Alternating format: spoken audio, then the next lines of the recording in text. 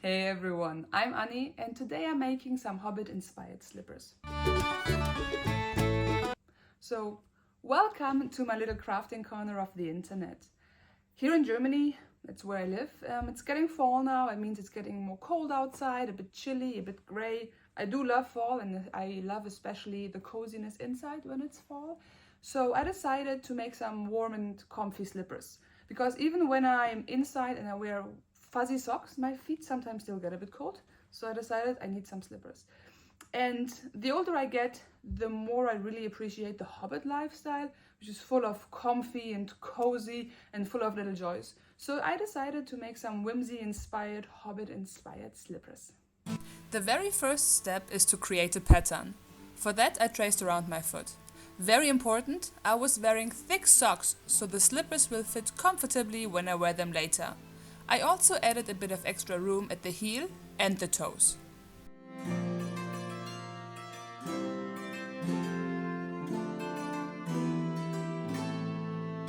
Then I measured a few key places on my foot. Across the arch to get the height of the slipper, and from the tip of my foot to where I wanted the top to end. To make sure the top of the slipper is nice and symmetrical, we are not following typical left and right foot patterns here. It is complete anarchy. Well, I folded the pattern in half and traced the shape, and that gave me a nice and even starting point. For the back of the slipper, I simply measured around the heel.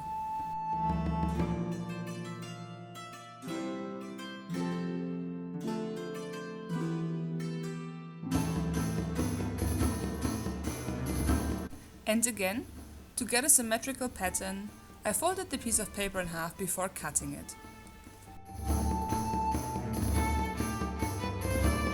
With the pattern complete, I made a first kind of mock-up from paper just to see if the fit was right. I actually had to adjust quite a bit.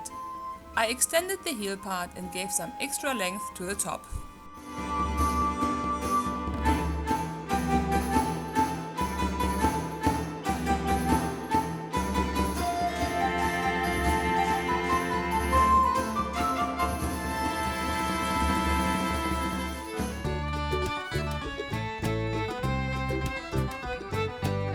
Next, I made a mock-up from some pretty felt scraps I had lying around. About 10 or 12 years ago, this used to be a blanket. You gotta love a good upcycling project. And now enjoy some crafting ASMR.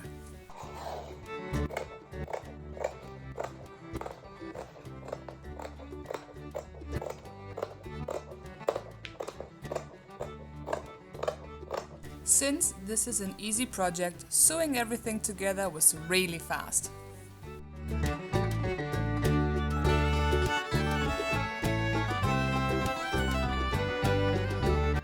I was really happy with how the mock-up slippers fit, and so I didn't do any adjustments to the pattern.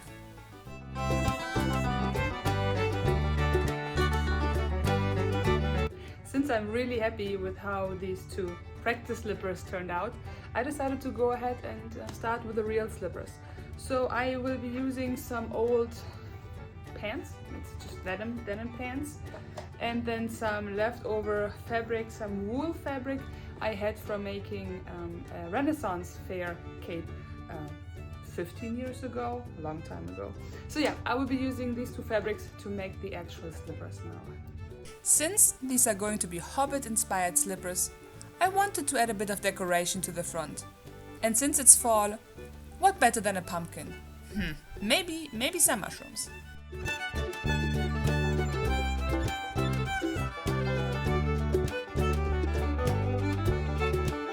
I originally wanted to embroider the whole design, but you will see later that I changed that plan.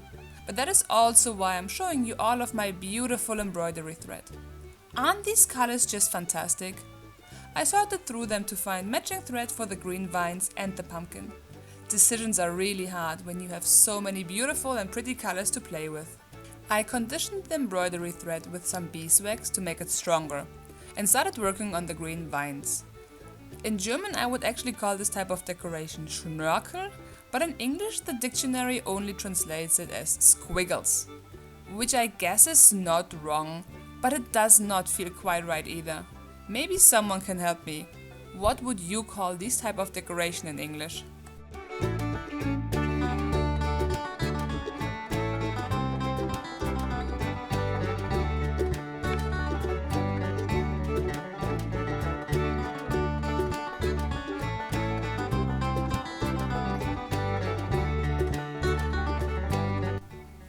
After starting the pumpkin embroidery, I realized I did not like the look at all and decided to cut the pumpkin and the mushroom out of felt instead and sew them onto the slipper. That turned out way prettier in my opinion. Most of the embroidery I did while watching TV in the evening. It is one of my favorite things to do for a project. It's super relaxing.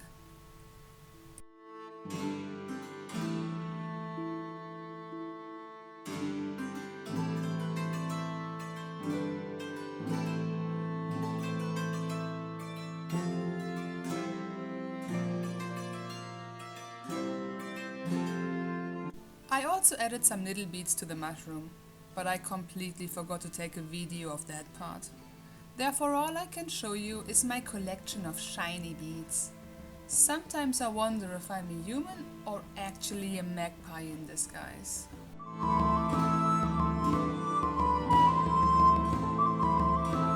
For another project, I had recently come across a tutorial for crochet borders, and I decided that it would be the perfect addition to my slippers.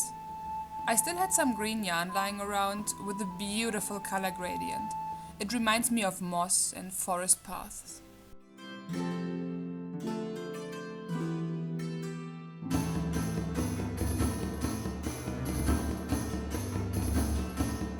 Finally, it is time to put everything together.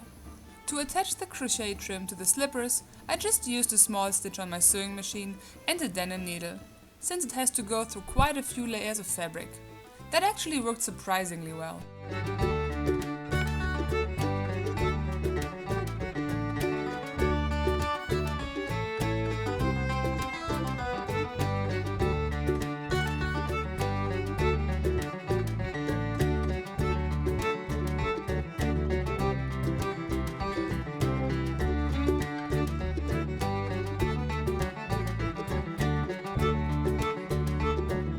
While past me is busy sewing the slippers together, I just want to take a moment to thank everyone who's found their way to my little crafting corner of the internet. I really hope you're enjoying my first sewing and crafting video. And if you do, maybe leave a thumbs up or consider subscribing. That would honestly mean the world to me.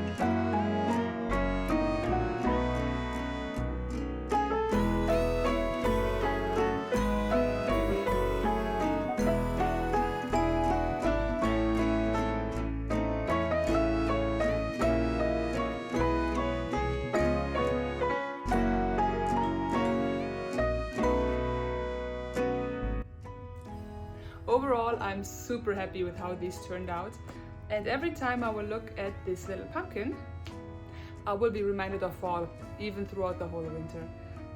One of my favorite things about these shoes though is that I basically only used materials I already had at home, so I could do some stash busting and they were fairly cheap on the wallet.